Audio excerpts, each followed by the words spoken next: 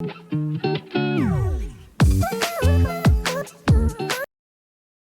the early 1990s, Warner Brothers was quietly putting together what should have become one of the most important martial arts films ever made. The pieces were all there. A legendary Hong Kong director who had just redefined action cinema, a screenwriter responsible for one of the greatest action films of all time, a producer riding high after a string of critically acclaimed projects, studio support, a multi-million-dollar 3-film deal. Everything was aligned for success. And then, without warning, it all fell apart.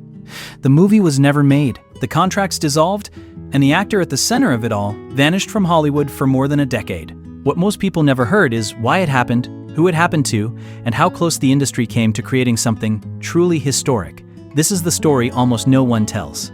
The story of the martial artist Hollywood nearly made a superstar, the deals that collapsed behind closed doors, and the unexpected reason he walked away just when it looked like he'd finally won. His name is Philip Rhee. For many viewers, Philip Rhee will always be remembered for one film, Best of the Best. Released in 1989, the movie became a surprise phenomenon, standing alongside Rocky as one of the most emotionally powerful sports films of its era. But what most audiences never realized is that Rhee wasn't just the lead actor. He was the driving force behind the entire project. He conceived the story, he co-wrote it, he produced it. And he fought relentlessly to get it made at a time when no one in Hollywood believed in him. And just as the industry finally began paying attention, everything began to unravel.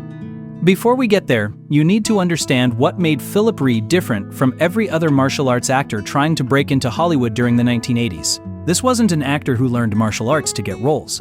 Martial arts were his life long before cameras ever entered the picture. Rhee began training at just 4 years old in San Francisco alongside his brother Simon. Under the guidance of Jun Chong, he studied Taekwondo and Hapkido, with a level of seriousness rarely seen in children. By 1980, his dedication paid off in a way few athletes ever experience. He was selected as one of only 4 fighters to represent the United States Taekwondo team in competition against South Korea during the Asian Games. The pressure was immense. A Korean-American athlete representing the U.S. against the birthplace of Taekwondo itself. In later interviews, Rhee would describe the experience as deeply transformative. He felt caught between 2 identities, not fully accepted as American, not fully accepted as Korean. That inner conflict would later become the emotional core of the stories he told on screen. At the time, however, he had no idea that this single competition would shape his life twice, once as an athlete and later as a filmmaker. After returning from competition, Rhee tried breaking into Hollywood the conventional way. He sent out headshots, attended auditions, and took whatever roles he could get. His earliest credited appearance was a small role in the Kentucky Fried Movie, followed by appearances in low-budget action films throughout the early 1980s. Movies like Ninja Turf and Silent Assassins, films that came and went without much notice. What frustrated him wasn't a lack of ability. It was how Hollywood saw him. Despite being a legitimate martial arts champion, he was treated as interchangeable, cast in the background, offered stereotypes, rarely taken seriously as a leading man. Eventually, that frustration reached a breaking point. Rhee realized that if he waited for Hollywood to give him permission, his career would never truly begin.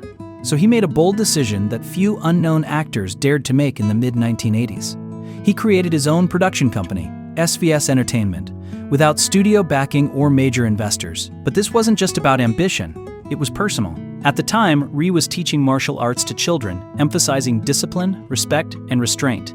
One day, he overheard a comment that stopped him cold. A student remarked that while Rhee taught them never to hurt others, his movies showed him doing exactly that. The contradiction haunted him. Rhee didn't want to make films that glorified violence. He wanted to show what martial arts truly represented: honor, growth, and respect. That's when he returned to his memories of the 1980 Asian Games and realized there was a story worth telling. That story became Best of the Best. Rhee wrote the film based on his real experiences and cast himself as Tommy Lee, a member of the U.S. national team competing against South Korea. He surrounded himself with respected actors: James Earl Jones, Eric Roberts, Louise Fletcher, Sally Kirkland, and Chris Penn. Sony Pictures signed on for distribution. Most importantly, Rhee insisted the film remain PG-13. No excessive bloodshed, no meaningless brutality. Every fight was designed to highlight skill and character rather than violence. The final match, featuring Rhee against his real-life brother Simon, became one of the most celebrated fight scenes in American martial arts cinema. When Best of the Best premiered in 1989, it struck a nerve. Families watched it together. Martial arts schools embraced it. It became inspirational rather than exploitative. The success led to multiple sequels across major studios, turning the franchise into a genuine financial success. For the first time, Philip Rhee was no longer an outsider. He was a proven writer, producer, and leading man, and that's when Hollywood came calling. Rhee was considered for the role of Liu Kang in Mortal Kombat, a project that would soon explode into a box office phenomenon. Though he was a serious contender, the role went to another actor.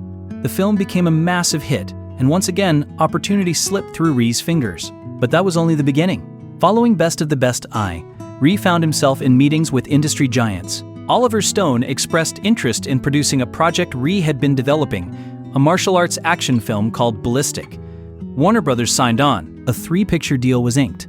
Stephen E. Turnett D'Souza, the writer of Die Hard, was brought in to rewrite the script. Then came the final piece, John Woo. Fresh off The Killer and Hard Boiled, Woo was invited to direct. According to Rhee, this project was what first brought Woo to Hollywood. On paper, it was unstoppable. But behind the scenes, studio politics took over. Woo was undervalued. Development stalled. And then another studio moved faster, offering Woo the chance to direct Hard Target. The timing killed everything. When Oliver Stone later severed ties with Warner Brothers, the project lost its final advocate. The deal collapsed. The films were never made. Around the same time, a separate $9 million 3-picture deal disappeared overnight after a change in studio leadership. 2 major opportunities. Gone. Offers still came in, but they all shared the same problem. Rhee was consistently offered villain roles that reinforced stereotypes he had spent his career fighting against. Rather than accept them, he chose to step behind the camera, directing the later Best of the Best films himself. By 1998, he stepped away from Hollywood altogether to focus on family life. Most people assumed his career was finished. They were wrong. In 2010, Rhee returned, not as an actor, but as a pioneer in film technology. He co-founded Stereo Pictures, a company specializing in 3D film conversion. The studio worked on some of the biggest films in modern cinema, including Titanic 3D, Transformers, John Carter, and more. While others faded, Rhee reinvented himself. In 2015, he returned to filmmaking with Underdog Kids, a family-focused martial arts film that reflected everything he still believed in. And now, decades later, the story comes full circle. In 2025, Philip Rhee announced Best of the Best 5, Honor the Brave, reuniting with original cast members, returning to the role of Tommy Lee, and proving once again that his greatest strength was never his kicks or punches, it was his refusal to quit. Philip Rhee didn't wait for Hollywood to define him.